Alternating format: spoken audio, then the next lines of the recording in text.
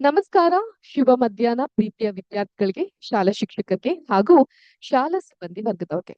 ನಿಮ್ಮೆಲ್ಲರಿಗೂ ಕೂಡ ಇವತ್ತಿನ ವಿಜ್ಞಾನದ ಸೆಷನ್ಗೆ ಆತ್ಮೀಯವಾದಂತಹ ಸ್ವಾಗತ ಮಕ್ಕಳೇ. ಕೋರ್ತಾ ಇರೋದು ನಾನು ನಿಮ್ಮ ವಿಜ್ಞಾನದ ಶಿಕ್ಷಕಿ ಶ್ವೇತಾ ಮಲ್ನಾಡ್. ಹೇಗಿದ್ದೀರಿ ಮಕ್ಕಳೇ? ಹೇಗಿತ್ತು ನಿಮ್ಮ ದಿನ? ಬಹಳ ಚೆನ್ನಾಗಿತ್ತು, ಬಹಳ ಆಸಕ್ತಿದಾಯಕವಾಗಿತ್ತು ಅಂತ ನಾನು ಭಾವಿಸ್ತೀನಿ.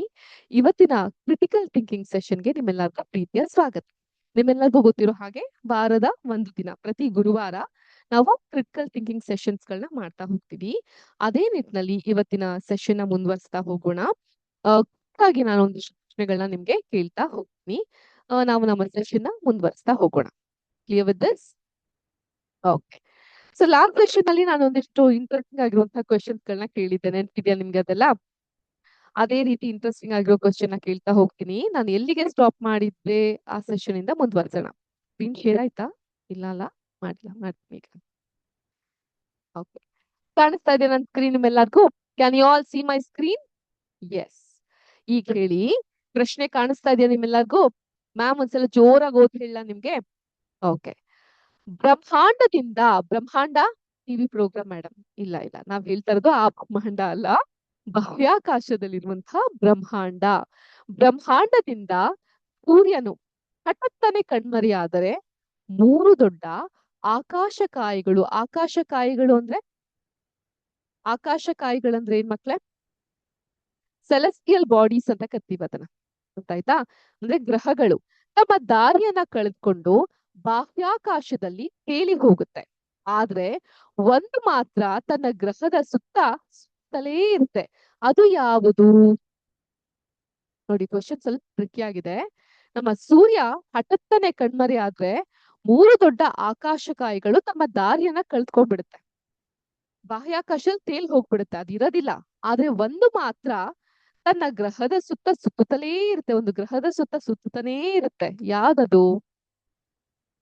ಭೂಮಿನ, ಮಂಗಳ ಗ್ರಹನ, ಚಂದ್ರನ, ಗುರುನ? ಯಾವ್ದಿರ್ಬಹುದು ಮೇಡಮ್? ಭೂಮಿ ಅಂತ ಕೆಲವ್ರು ಹೇಳ್ತಾ ಇದಾರೆ, ಗುರುಗ್ರಹ ಅಂತ ಕೆಲವ್ರು ಹೇಳ್ತಾ ಇದಾರೆ, ಚಂದ್ರ ಅಂತ ಹೇಳ್ತಾ ಇದಾರೆ.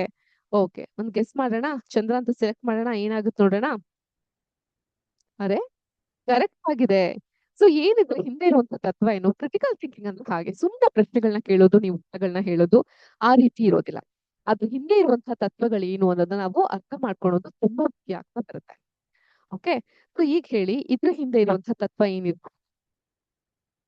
ನಿಮ್ಮೆಲ್ಲರಿಗೂ ಗೊತ್ತಿರೋ ಹಾಗೆ ಈ ಒಂದು ಎಲ್ಲ ಗ್ರಹಗಳೇನಿದೆ, ಚರಾಚರಗಳೇನಿದೆ, ಭೂಮಿ ಸಹಿತವಾಗಿ ಕೂಡ ನಾವೆಲ್ಲ ಗ್ರಹಗಳು ಸೂರ್ಯನ ಸುತ್ತೆ.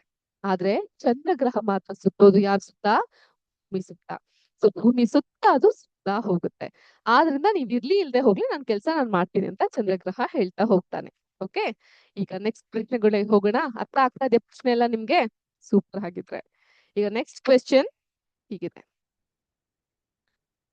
100 ವರ್ಷಗಳ ನಂತರ ಮಾನವರು ಭೂಮಿಯ ಆಳದಲ್ಲಿ ಅಡಗಿರುವ ಎಲ್ಲಾ ಸಂಪನ್ಮೂಲ ಅಂದ್ರೆ ರಿಸೋರ್ಸಸ್ ಗಳನ್ನ ಬಳಸಿ ಮುಗಿಸ್ಬಿಡ್ತಾರೆ ಅಂತ ಊಹಿಸಿ.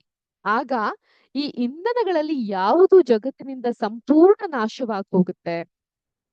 ಮನುಷ್ಯರು ಚೆನ್ನಾಗಿ ಒಂದು ಸಂಪನ್ಮೂಲವನ್ನ ಉಪಯೋಗಿಸ್ಕೊಂತ ಬಂದಾಗ ಈ ಸಂಪನ್ಮೂಲಗಳಲ್ಲಿ ಒಂದು ಸಂಪೂರ್ಣವಾಗಿ ಭೂಮಿಯಿಂದ ನಾಶ ಆಗಿ ಹೋಗುತ್ತಂತೆ. ಯಾವ್ದ್ಯಾವ್ದು?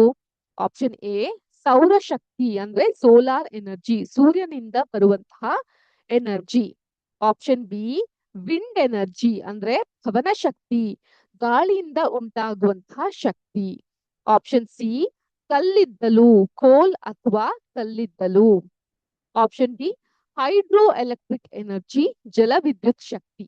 ಯೋಚನೆ ಮಾಡಿ, ನಿಮ್ಮ ಸಮಯ ಈಗ ಶುರುವಾಗ್ತಾ ಇದೆ. 100 ವರ್ಷಗಳ ನಂತರ ಮಾನವರು ಭೂಮಿಯ ಆಳದಲ್ಲಿ ಅಡಗಿರುವ ಎಲ್ಲಾ ಸಂಪನ್ಮೂಲಗಳನ್ನ ಬಳಸಿ ಮುಗಿಸಿಬಿಡ್ತಾರೆ. ಆಗ ಈ ಒಂದು ಇಂಧನ ಜಗತ್ತಿನಿಂದ ಸಂಪೂರ್ಣ ನಾಶವಾಗಿ ಹೋಗುತ್ತೆ. ಯಾವ್ದು? ಸೌರಶಕ್ತಿ. ಎಷ್ಟು ಕಾಲದಿಂದ ಇದೆ ಅಲ್ವಾ? ಒಂದಿನಾನು ರಜೆ ತಗೊಂಡ್ರೆ ಸೂರ್ಯ ದಿನಾ ಕೆಲ್ಸಕ್ಕೆ ಹಾಜರಾಗ್ತಾನೆ. ಆದ್ರಿಂದ ಸೌರಶಕ್ತಿ ಅಂತೂ ಅಲ್ಲ. ಪವನ ಶಕ್ತಿ, ಗಾಳಿ ಯಾವತ್ ರಜೆ ತಗೊಂಡಿದ್ದಾನೆ? ಆತ ಸಹ ಬೀಗ್ತಾನೆ ಇರ್ತಾನೆ. ನೀರು ಸಹ ಯಥೇಚ್ಛವಾಗಿ ಭೂಮಿಯ ಮೇಲಿದೆ.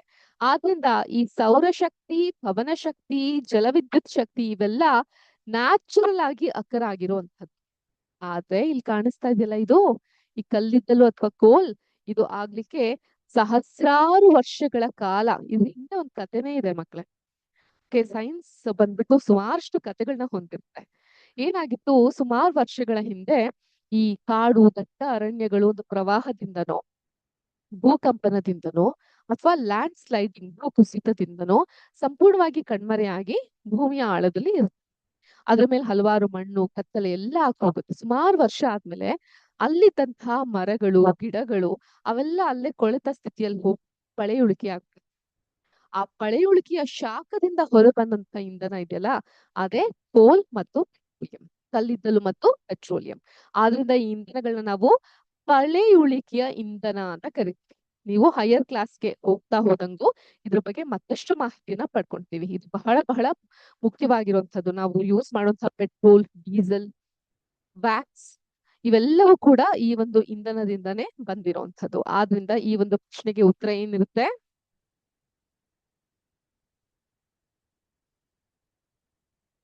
ಕೋಲ್ ಅಥವಾ ಕಲ್ಲಿದ್ದಲು. ಓಕೆ, ನೆಕ್ಸ್ಟ್ ಇವತ್ತಿನ ಕ್ಲಾಸ್ನ ಕೊನೆಯ ಪ್ರಶ್ನೆ. ಇವುಗಳನ್ನ ಯೋಚಿಸಿ. ಒಬ್ಬ ವೈದ್ಯರು ನಿಮ್ಮ ಈ ಅಂಗಗಳನ್ನ ಪರೀಕ್ಷಿಸಲು ಬಯಸಿದ್ರೆ ಕೇವಲ ನಿಮ್ಮನ್ನ ನೋಡುವ ಮೂಲಕವೇ ಒಂದು ಅಂಗವನ್ನ ಸುಲಭವಾಗಿ ನೋಡಬಹುದು. ಆದ್ರೆ ಉಳಿದ ಮೂರನ್ನ ನೋಡಲು ಎಕ್ಸ್ರೇ ಅಥವಾ ವಿಶೇಷ ವೈದ್ಯಕೀಯ ಉಪಕರಣಗಳು ಬೇಕು. ಆ ಭಿನ್ನವಾದ ಅಂಗ ಯಾವುದು? ಈಗ ನೀವು ಆಸ್ಪತ್ರೆಗೆ ಹೋಗ್ತೀರಾ ಅಂತ ಭಾವಿಸಿ. ಏನೋ ಹುಷಾರಿಲ್ಲ ಅಂತ ಆಸ್ಪತ್ರೆಗೆ ಹೋಗ್ತೀರಾ. ಸೊ ನಿಮ್ಮ ದೇಹದಲ್ಲಿ ಇರುವಂತಹ ಅಂಗಗಳೆಲ್ಲ ಅವ್ರು ಚೆಕ್ ಮಾಡ್ಬೇಕಂದ್ರೆ ಇಲ್ಲ ಸ್ಟೆಥೋಸ್ಕೋಪ್ ನ ಬಳಸ್ಬೇಕಾಗತ್ತೆ, ಇಲ್ಲಾಂದ್ರೆ ಎಕ್ಸ್ರೇಗಳನ್ನ ತೆಗಿಸ್ಬೇಕಾಗತ್ತೆ ಅಥವಾ ವೈದ್ಯಕೀಯ ಉಪಕರಣಗಳನ್ನ ಬಳಸ್ಬೇಕಾಗತ್ತೆ. ಆದ್ರೆ ಈ ಒಂದು ಅಂಗವನ್ನ ನೋಡ್ಲಿಕ್ಕೆ ಅದ್ ಯಾವ ಅವಶ್ಯಕತೆ ಬೇಡ, ಬರೀ ಕಣ್ಣಿನಿಂದ ಕಾಣುವಂಥದ್ದು ಯಾವ್ದಿರ್ಬೋದು? ಈ ಕೊಟ್ಟಿರೋ ಆಪ್ಷನ್ ಅಲ್ಲಿ ಆಪ್ಷನ್ ಎ ಜಠರ. ಜಠರ ಅಂದ್ರೆ ಹೊಟ್ಟೆ, ಸ್ಟಮಕ್. ಆಪ್ಷನ್ ಬಿ ಹೃದಯ ಅಥವಾ ಹಾರ್ಟ್. ಆಪ್ಷನ್ ಸಿ ಶ್ವಾಸಕೋಶ ಅಥವಾ ಲಂಗ್ಸ್. ಆಪ್ಷನ್ ಡಿ ಚರ್ಮ ಅಥವಾ ಸ್ಕಿನ್. ಯಾವ್ದಿರಬಹುದು ಉತ್ತರ? ಹೊಟ್ಟೆಯನ್ನ ನೋಡಿಕೆ ಎಕ್ಸ್ರೇ ಅಥವಾ ಸ್ಕ್ಯಾನಿಂಗ್ ನ ಮಾಡ್ಬೇಕು ಅಲ್ವಾ? ಹೃದಯನ ಸ್ಟೆಥೋಸ್ಕೋಪ್ ನಲ್ಲಿ ನೋಡ್ತಾರೆ.